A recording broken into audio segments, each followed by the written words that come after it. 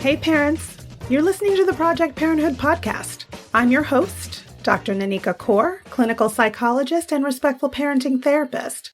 Each week I'll introduce you to the same respectful parenting practices that I use to help parents repair and deepen connections with their children. You'll get tips for cultivating more parental self-compassion, more cooperation from your kids, and more joy, peace, and resilience in your relationship with them. In today's episode, I'm talking with Abby Hasberry, a licensed marriage and family therapist associate who's both a transracial adoptee and a birth mother. You're going to hear about how to prepare your Black child for the realities of racism, how to help them process when they're personally impacted by it. Stick around till the end to learn about the importance of acknowledging the losses that are baked into any adoption story. Abby Hasberry is a therapist, author, and educator working with clients in Texas. Throughout her career, she has used her education and experiences to help others develop themselves personally and professionally. She considers herself a lifetime learner who loves learning formally through research and training and informally from her interactions with people. She's lived and traveled all over the world and loves to experience new places and cultures. In addition to being a wife and mom, she's also a transracial adoptee and a birth mom and has navigated the reunion journey for both identities. Her primary therapy specialties are adoption with focus on transracial adoptees, birth mothers, adolescents and young adults, racial identity development and racial trauma, and relationships. She's been trained in brain spotting and narrative therapy and believes that the client is the expert in their own life. After years in education as a college professor, middle school teacher, and principal, her joy is working with adolescents and young adults, but she also enjoys couples work. Abby typically works with adolescents, navigating anxiety and depression, young adults transitioning to careers and learning to adult, and adoptees of all ages discovering their identities and processing trauma, birth moms processing post-adoption, and couples seeking a more connected relationship. Her work is diversity-focused, trauma-based, and internal family systems informed. Here's my chat with Abby Hasberry. Hey parents, I'm here now with licensed marriage family therapist associate, Abby Hasberry. Abby's a therapist, author, and educator working with clients in Texas. And she also happens to be a transracial adoptee and a birth mom who's navigated the reunion journey for both of these identities. Hey, Abby. Hello. Thank you for having me. I'm so glad to have you here at Project Parenthood to shed some light on the nuances of transracial adoption, particularly when the adoptive parents are white and the adoptee has biological roots in the African diaspora. So I wanted to sort of start with just hearing a little bit more about the work that you do with adoptees and just a little bit about that. So I originally came to career work as a principal and a teacher and all of the things in education. But at some point, I started to kind of work through my professional identity and think about what it meant to be an adoptee in that space. And I found pretty quickly on that adoptees, and specifically transracial adoptees, really needed someone to talk to work through identities and all of the things, abandonment, loss, all of the things that are just kind of not talked about.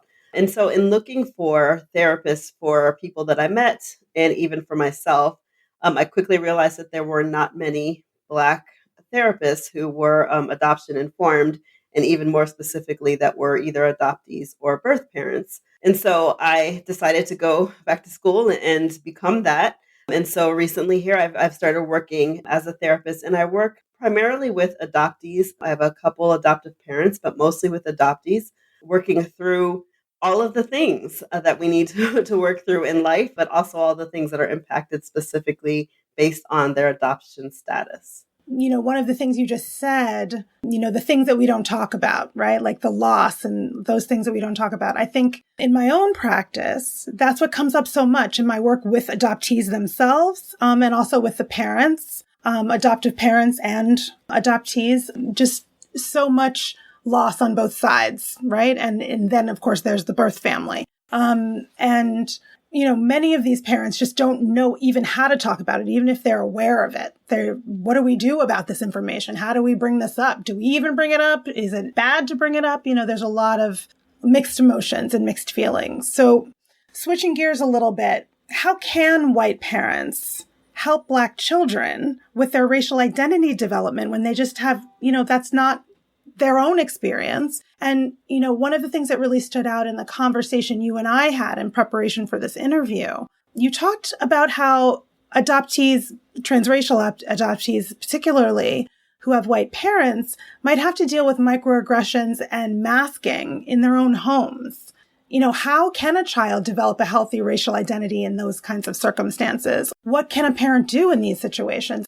I think that one of the things that parents absolutely have to do from the beginning is kind of acknowledge that these things may happen and they may be perpetrators of these things against their kids, completely not intentionally, but it's going to happen as part of the kind of indoctrination into our society. We have all been raised in American society where a lot of unpleasantness happens, and that's not a thing that anyone can dodge and avoid. It just is part of growing up in our society.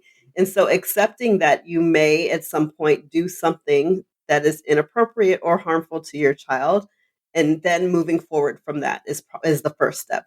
Just acknowledging, and even in parenting in general, whether it be just as a parent of your own biological same race kiddo, we do things that can be harmful to our kids, and acknowledging that and acknowledging that that may happen and that there is repair to make is really that first step just in parenting in general. I think that it makes it harder when it's racial and it's microaggressions and all of those things, because these are things that we're taught to like hush and not talk about. We don't want to talk about these things. But if you're going to adopt a child of a different race, it's something that you have to understand and just agree to be upfront with and to name the thing in the room. Because just because you don't name it doesn't mean that it's not happening. Just because you don't bring it up to your kid, it doesn't mean they're not already thinking about it and processing it. And so naming it, being aware that it's going to happen, accepting that there's just no perfect way to parent a child, regardless of how that child enters your family, and being okay with the fact that you're going to have to make a repair. I think that's one of the things that I saw done really well with my own mother, not necessarily her ability to accept her own mistakes, but her ability to prepare me for the world and to say, like, these things are going to happen and you're going to see these things. And when they happen, I'm here to talk to you about them. And that's one thing is providing a safe space where when your child encounters these things, these microaggressions, these covert and overt acts of racism, that they have a place to go. If you think of a Black child in a Black home who experiences something outside of the house, they have a safe place at home to go to say, this thing happened. And there are people in their home who have been like, oh yeah, I got that. I've had that experience. When you're a transracial adoptee and you have this thing happen outside of your home and you come home, it's not necessarily a safe space because your parents haven't had that experience and can't necessarily relate to that thing that happens. So it's really important that you provide open conversation about things that are going to happen, accepting your child's reality and saying, if this is how you perceived it happening, then I believe you, and not trying to make them feel better and saying, oh, I'm sure they didn't mean that. Because if your child believes they meant it, then your child believes they meant it, and that's where you need to start. I think that that's super important too, that parents just accept your child's reality because it's a reality that you just aren't going to necessarily understand or relate to. I think that's a really good point. That last point you made there about believing your child. I've worked with a host of transracial adoptee teens who have gone through many kinds of microaggressive moments. And when you talk about a child coming home and saying, this is an experience I had, and getting the response, I don't believe you, or maybe you're misunderstanding. I mean, the word I want to put on that is gaslighting. Certainly, as you said before, I don't think that's necessarily a parent's intention. I think more the intention is to relieve my child of this distress they are feeling. And if these words that I can say can do that, then I'm going to do that. Sometimes those words that you are hope are doing that thing are actually doing something more harmful. Yeah, and what you're teaching your child to do is to not listen to that feeling inside of them that something is wrong. And so when they go out and there's a microaggression, whether it's something as simple that happens all the time where someone's touching their hair or making comment about their hair and it doesn't feel right in their stomach, like it doesn't feel right that this person is putting their hands on me and petting me in a way that makes me feel uncomfortable, and they come home and say that, and you say, oh, I'm sure they didn't mean it, they just appreciated your hair. What you're teaching them to do is to not listen to that feeling in their gut and to not listen to their own, survival instincts in situations like that. And that's not at all the intent of the parent, but it's what is learned by the kiddo when you do that. Absolutely. Absolutely. And can you talk a little bit about masking too? When we talk about masking, I know that you and I know what we're talking about, but just for the audience, can you talk a little bit more about what that might be like for a transracial adoptee? Yeah. So if you think about it in a professional identity of a Black person who goes to work and has a specific identity that they put on when they're at work, and it's where they're speaking proper English and proper is in quote fingers for that, standard English. And they are wearing their hair in certain ways and maybe just speaking in manners that are more appropriate to the job environment that they are in, but not what they are accustomed to in their own community. And this can be any person of color, people from other countries as well, any culture that's outside of standard white American culture. That kind of is that masking. But when you think of a transracial adoptee, they are doing that often in their own home as well. So it's not just going out into another space and putting on this like identity to be speaking in standard English in a white kind of societal expectation. It's doing that in the place where you're supposed to feel the most safe and the most comfortable in your own home. So that is problematic in many ways because it makes a child feel like there isn't a space where they can be 100% themselves and be comfortable and be authentic, because they are learning about their own race and their own culture from television, from their friends, from other racial mirrors who they may be living with. And then to have to take that off at home is problematic and exhausting. One of the things that I'm seeing more and more with my adult adoptee clients is a kind of pushback or putting up boundaries from their parents, their white adoptive parents, because of that kind of weathering, where they just now need to have this boundary and not have to be someone other than their authentic self that they've now, learned what their identity is and decided that this is who they are, and they don't feel like they can be that way 100% around their adoptive family. Right. Just in a self-preservation way, just in a way to try to preserve some authenticity and also just your well-being, your emotional well-being. So how can white parents help their Black child prepare, like, as you said, as your mother did, prepare for the racism and microaggressions and bias and just white supremacy in the world that they're going to encounter outside of home? Yeah, so calling a spade when you see it and you talk about it and don't act like you didn't see it. One of the stories that I often tell my clients and people is that when I was in middle school, I was invited to a country club by a white friend to go swim.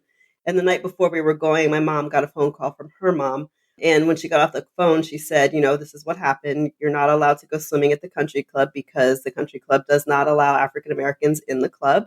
And she said to me that as long as the parents still believed it was okay to be members of this club, I was not allowed to go to that house again and play, but that my friend was allowed to come to our house anytime because, it wasn't something that she did as a child, but it's a choice that her parents made. And as long as they were continuing to be okay with that choice, she didn't feel comfortable that that house was safe for me. And I think I was probably 11 or 12 years old. And so having a conversation where I understood what was happening, I also felt supported by my mom. And I also was able to kind of put the blame where the blame was. It wasn't my friend's fault. It wasn't anyone's fault other than the country club. And then my friend's parents were making a choice to be okay with that. And that choice wasn't okay with our family.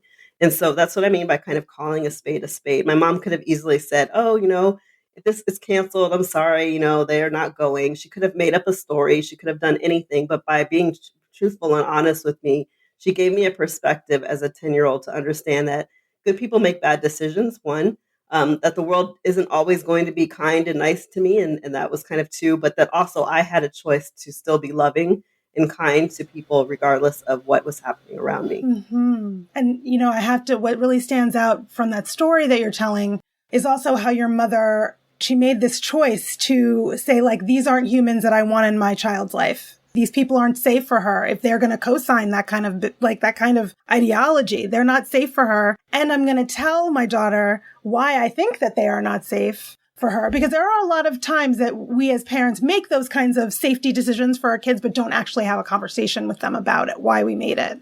And so I think it's really important that your mom was open with you about that, about her decision to prioritize your safety. And I also think it is wildly compassionate of her to not have their daughter, their child, like pay for the bad decisions of their parents, the unfortunate decisions. Yeah, and what a great lesson for me, because it also told me now as an adult that I can make the choice to say that this space isn't comfortable for me and I don't want to be in it.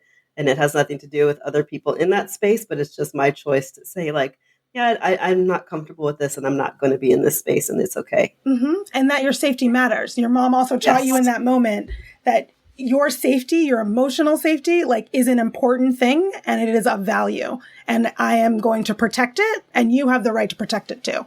As we're sort of talking about white parents understanding the impact, that the world can have on their Black child, can you help other white parents understand that what we're talking about, that weathering that happens for Black transracial, for all Black people really, but for a transracial adoptee who, as you mentioned before, may not have inside of their other home other Black people to see or understand their experience, and like the hypervigilance and having to assimilate and all of those things, like how does that affect development, and as a child is growing up? It's a lot. It is a lot. And you mentioned hypervigilance, and that's exactly kind of what it is. You're always on a swivel. You don't know where you fit because you don't fit in 100% in white society because you're not white.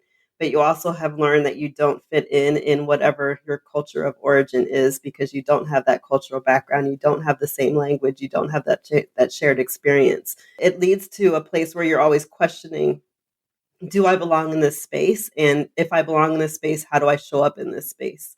So there's a lot of learning to kind of change who you are to fit in a space until you're able to feel really secure in your identity, and who as a child and especially as a teenager feels secure in their identity. It's just not a thing that happens.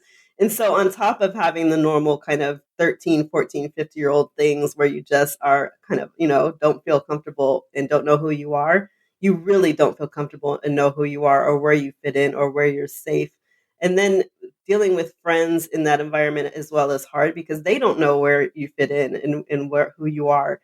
And so, yeah, there's a lot of just trying to figure out who you are in spaces where you're not necessarily feeling welcome, and where there isn't space for you. There isn't identity for you. Parents can really help by making sure that kids have racial mirrors from the beginning so that you do have that shared culture. If my parents had some racial mirrors for me when I was an infant on through, if they had Black friends who they were really friends with, who were part of my life, then I would have some of that shared culture and that shared experience just from being with them in that environment. In addition, if I had known any other adoptees in my life, then I would have a space and an identity as an adoptee, which is something that I didn't really have until I was an adult. Was even understanding kind of the adoptee experience. So making sure that that is also part of that experience, whether they are same race adoptees, different race, whatever, it doesn't matter. That adoptee experience and identity is one that adoptees should explore and be exposed to as well. One of the things that came to my mind as you were speaking was that sort of like umbrella of whiteness, right? That sort of goes with you when you are with your family, when you are a different race than your white family. When you're with them, that sort of like covers you as well, but then when you're not standing with them, the rest of the world is just seeing you as a Black person. And in maybe your own internal self, you're not, as you just described, maybe not as aligned with that as maybe you will go on to be later in your life. It can feel very confusing. Like, who am I in this moment? These people are seeing me this way. I might be feeling a different way. How do you manage that like dichotomy when you were younger? Like if there's a teenager listening right now, right? What could be some words of wisdom for them? I think that words of wisdom for me is there's no one way of being anything. And so just showing up in the space as you are is enough. And I know that as a teenager, it often does not feel like it's enough. And you just have to continue to tell yourself that I am enough the way that I am. That is actually a lesson that I learned earlier than most teenagers did. And I'm not sure why or how. I haven't kind of unpacked where that came from. But I was okay with the fact that there was a different way of being Black when I was 15 years old. I was aware that I had privileges that my Black friends in my community did not have. And with that awareness, somehow I developed an idea, like a belief, understanding that did have some responsibility.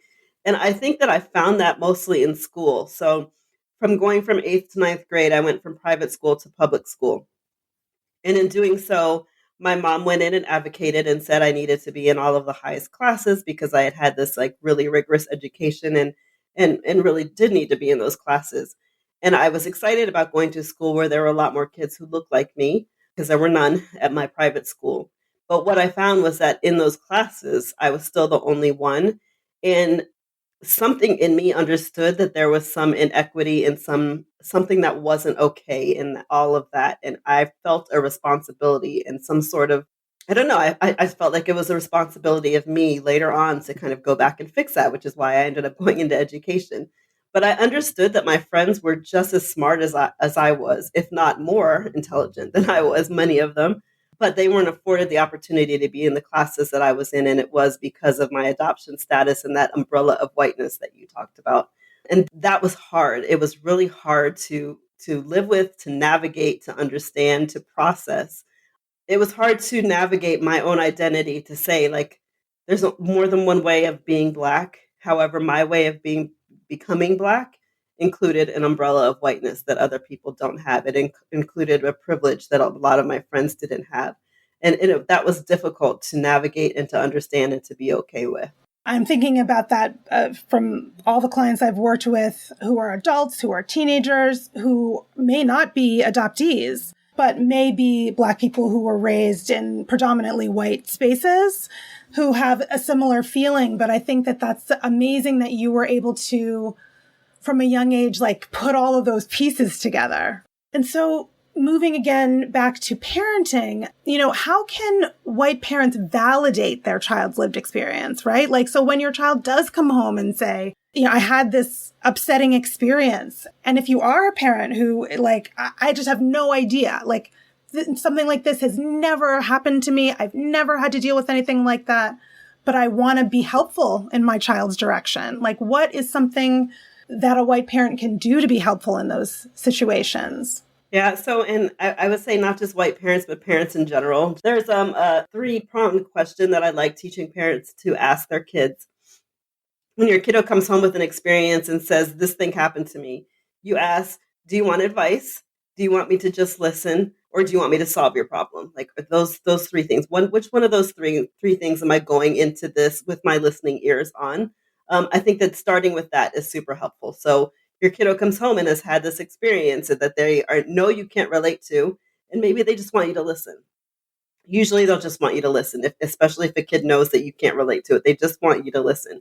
And so you go in and you just listen. You just say, I understand. You may ask questions for clarity, for clarification. Ask, how did that make you feel? Ask, what do you want to do next? Those are the things that you ask when you're just listening. When you're giving your advice, you say, how do you want me to help you through this? Like, what questions do you need to ask for me? How, what is my role in giving you advice in this? Like, what do you need from me? And if you're there to offer solutions, you say, okay, how can I help you? And those are the three ways to kind of go through that navigate that space of circumstances and situations that you may not understand and still show up for your kid in the best way that you can. The other thing is to also see if, is there someone else that you would want to talk to about this? Is there someone that I can put you in touch with, someone in your village who might be the next person that you share this with? Or I say, I don't relate to this, but who would? Auntie so-and-so, like this person that you already have in their village who they already know, who has shared experiences. Then you say, I think you should talk to him or her about this. Those would be my kind of words of wisdom for parents. But in order to do that, you have to have the village solid from day one. Absolutely. One of the things I think is great about asking those three questions is because a lot of people that I get in my practice are not the like non-validating type. They're more the like, I got to fix every single problem. Like immediately, like as soon as I hear of something, I got to start fixing everything. And that in and of itself can sometimes be invalidating to a person when they're coming to you because they're trying to maybe get comfort or just have someone listen to them. So it's really just so lovely to give someone a menu like that of like, here are your choices, right? And so you can, first of all, like maybe your child doesn't realize those choices are there, A, and then B, like it's giving them a way of getting their need met in the moment. Like, okay, what do I actually need right now? I can choose from one of those three things, four things, as you know, when you also offer an outside voice, you know, maybe there's someone else you'd like to speak to about this. And I really like asking that question just in a general way, you know, asking the child, how would you like me to help? What would you like me to do? Right. I mean, I think you'd be surprised about how many, you know, just biological families that I deal with where the child is like, this thing happened. And then before I could even get the words out of my mouth, my mom had like marched to school to like talk to every human being possible. You know what I mean? And I'm like mortified, right? Like, so it's like, does your child want you to talk to the teacher? Do they want you to intervene on their behalf? Or is that about you and your own anxiety that you, is that really what your child needs from you? It's a really good plan to just sort of ask, how can I help you? What help do you need? As we're getting closer to the end of our time together, I wanted to find out from you, you know, through all the things that we've discussed, you know, one of the things that also came up for me in the chat we had before was about centering adoptees, right? You used that term, that idea of really centering their experience. And I was wondering if you could tell me about some ways that unintentionally parents fail to do that. Yeah, absolutely. So centering the adoptee in the adoption narrative means putting their story, their perspective as the center. And so even when you're thinking about the adoption narrative of how a child came to the family, it starts with the parents coming and making the decision to have a kiddo. And centering the adoptee means that you're talking about the loss that happened to the child before they even got to your family. And so when you start with thinking about starting the story with loss, and I'll just start with my own story. My parents told me a story about how they decided to adopt because they weren't able to have a fourth child and really wanted to have one. And so my adoption story started with them and their decision and their need. And it didn't start with the facts that I was relinquished by my mom and that there was a loss and that there were 3 months of my life when I was in foster care that I have no idea who had me or where I was. And centering my adoption story around that would have been a completely different way for me to understand some of the things that I felt. So when I felt like I was unable to kind of connect, when I felt like, I was sad at times, centering that part of it really changes it. And if you think about the things you see, like in social media about like gotcha days and parents celebrating and putting all over the media this day that they sign and have their kid, if you're centering the adoptee, you're starting with that loss. And so that day when you sign and you are now like really severing that relationship and severing that tie to the biological family, it no longer becomes like a huge like, yay, like celebration. It's more of kind of a somber moment where, we are so happy to have you, but we are acknowledging that there's some sort of loss. And so just even thinking just from that first point and centering adoptees in their story and deciding like, do we want to celebrate that gotcha day? Do you even want to celebrate your birthday? A lot of adoptees don't feel comfortable celebrating their birthday because it's not necessarily a day that that's full of joy or happiness for them. And so understanding and giving them choices as they're getting older and kind of identifying as an adoptee is really centering them in adoption. And it also means that adoptive parents don't share the adoptee's story on social media with their friends, that the things that happened before you got your child is not yours to share. That's their story. And so that's also a huge part of it, is honoring that story and what is theirs and not sharing and oversharing those things as well. You talked about the trauma piece, the loss, right? And I just wanted you to sort of talk a little bit more about the trauma piece, right? The things that don't get talked about, as you said. What are some of those things that all adoptive parents of all the stripes, right? Like, how could they be talking to or making room for that loss piece, that trauma piece? So I think that one of the things that parents do is they often say things like, your mother loved you so much that she made this choice for you. And I honestly think that that's not the right thing to say. That's centering it around the birth mother's experience and not centering it around the adoptee's experience.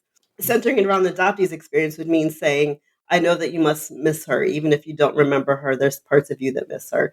It's okay to think about her. It's okay to wonder what she's thinking, if she's thinking about you on your birthday. And I hope that she is. So that those kinds of things really, the things that kids are thinking already, but parents don't feel comfortable saying, is again calling it what it is and acknowledging those things is real. That's really, really important. Just acknowledging that there is this loss, acknowledging that, you're missing possibly language, culture, foods, all of those things, and saying, how does that feel? Like, how can I help you to try to incorporate that in your life? Is that something you're missing? Have you thought about it? Just asking questions and then acknowledging that it may be an experience that they are having is really important for parents to do.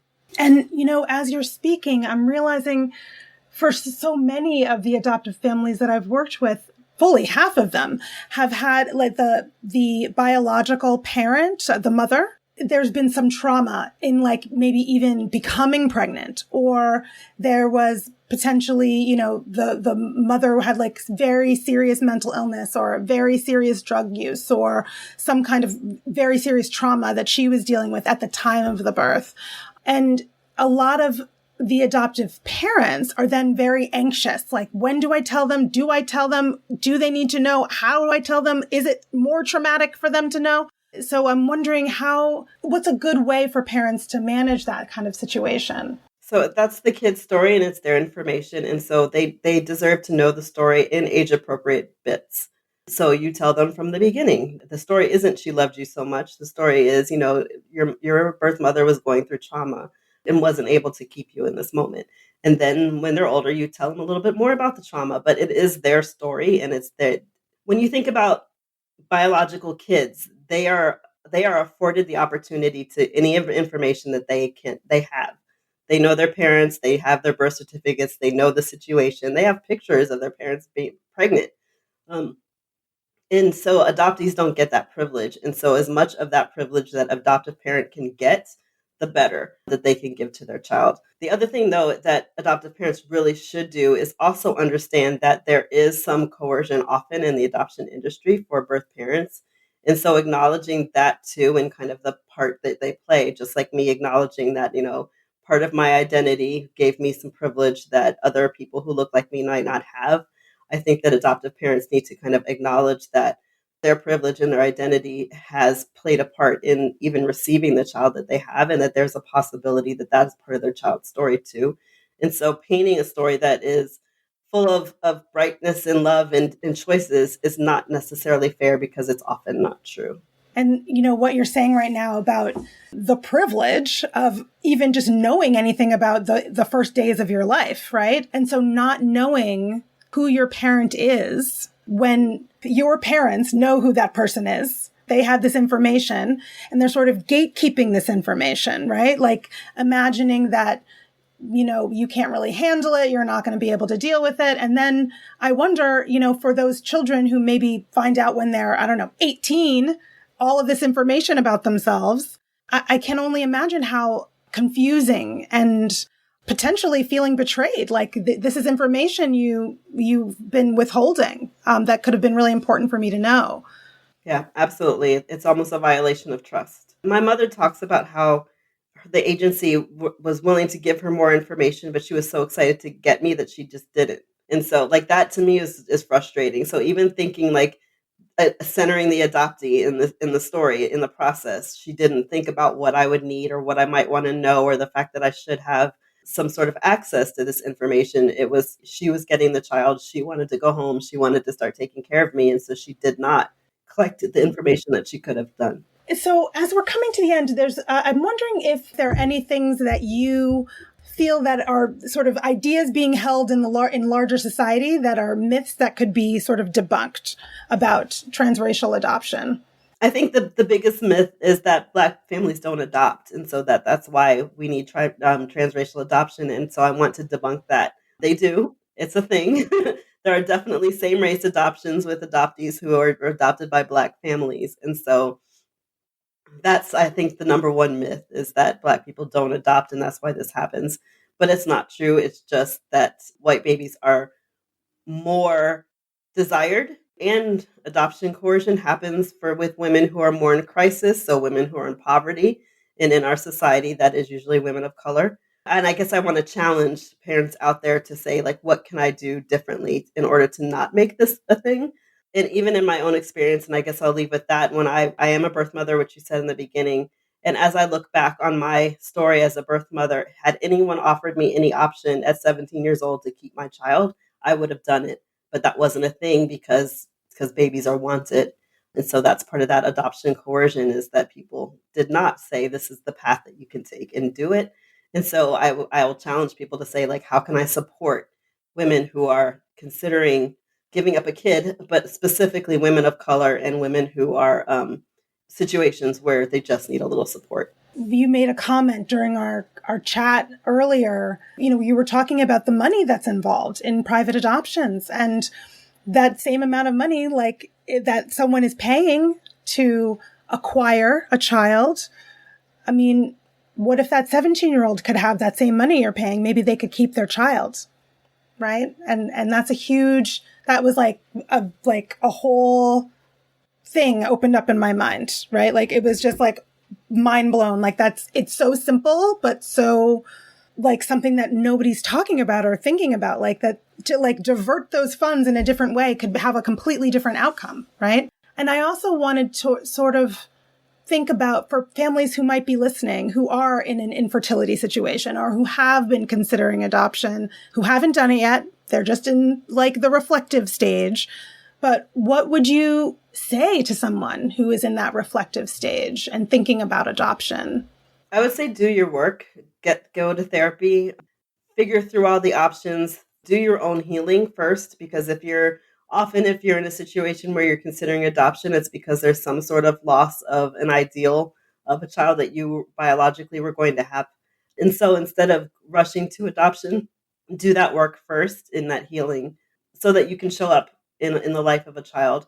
I would also say consider adopting kids that aren't infant adoptees as well. So kiddos who definitely do not have support, family structures, all of those things, who really need you as well. Yeah, thank you so much for that. That's such an important point. There's so many children who are older than infancy who need so much love and so much support. So thank you so much, Abby, for being here and sharing this information. As I told you before we started recording, I've been wanting so much to have this conversation for so long. I've worked with so many transracially adoptive families and kids, and I've always wanted to be able to speak to someone about this who has a therapy background, right? And not solely just personal experience, but also some like mental health experience as well. So thank you so much for sharing your expertise with us. I hope that's helpful. You can learn more about Abby Hasberry's work at www.greenhouseindie.com/Abby-Hasberry. That's www.greenhouseindie.com/Abby Hasberry, ABBY-HASBERRY. And follow her on Instagram at Dear Abby, D.E.A.R._ABBY.